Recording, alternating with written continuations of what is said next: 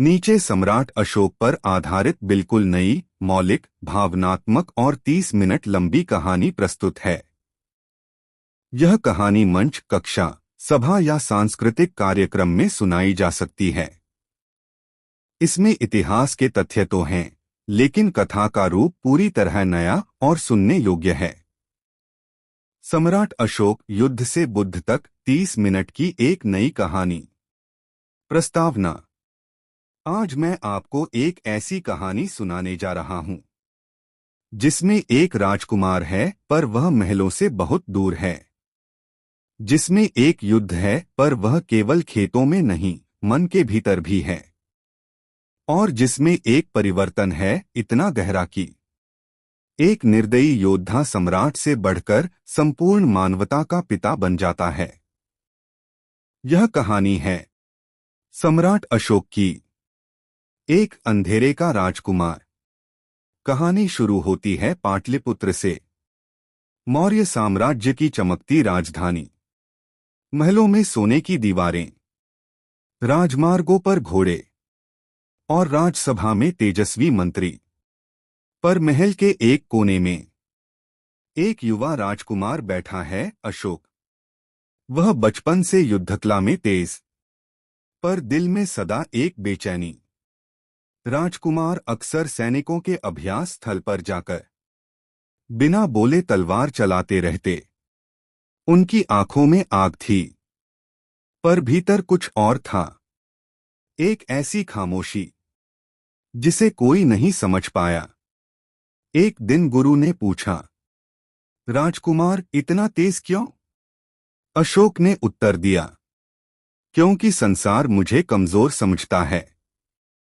मैं उन्हें दिखाना चाहता हूं कि मैं अजेय हूं।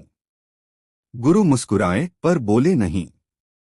वे जानते थे यह आग एक दिन या तो साम्राज्य को जला देगी या खुद को राख कर देगी। दो सत्ता का खेल और चक्र का प्रारंभ। समय बीता। बिंदुसार की मृत्यु के बाद मौर्य साम्राज्य में उत्तराधिकार की लड़ाई शुरू हो गई। अशोक को मौका मिला और उन्होंने बिजली की गति से बगावत दबाई, दुश्मन हराए और सिंहासन पर बैठ गए।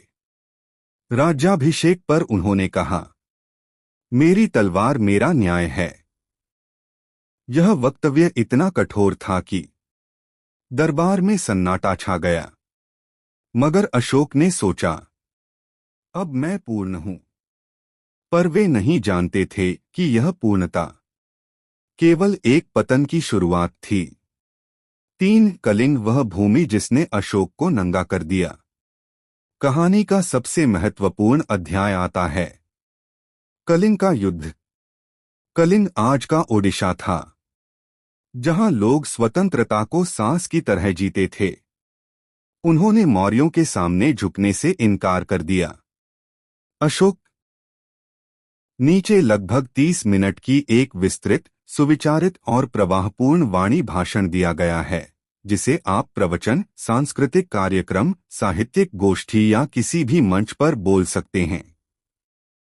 समयानुसार यह बोलने पर लगभग 25-30 मिनट का होता है। प्रभु वाल्मीकि पर 30 मिनट का विस्तृत भाषण। मान्यवर उपस्थित सज्जनों, आदरणीय अतिथिगण और मेरे प्रिय भाइयों बहनों, आज हम सभी यहाँ एक ऐसी महान विभूति को स्मरण करने के लिए एकत्र हुए हैं, जिनका नाम भारतीय संस्कृति, अध्यात्म, साहित्य और आदर्श जीवन की धारा में सदैव अमर रहेगा। वे हैं प्रभु वाल्मीकि, जिन्हें हम आदिकवि के रूप में सम्मानित करते हैं, रामायण जैसे महाकाव्य के रचयिता और मानवता को सत्य, करुणा और धर्म का मार्ग दिखाने वाले महर्षि। एक वाल्मीकि का व्यक्तित्व और उनका जीवन संगम। प्रभु वाल्मीकि का जन्म कोई साधारण घटना नहीं थी।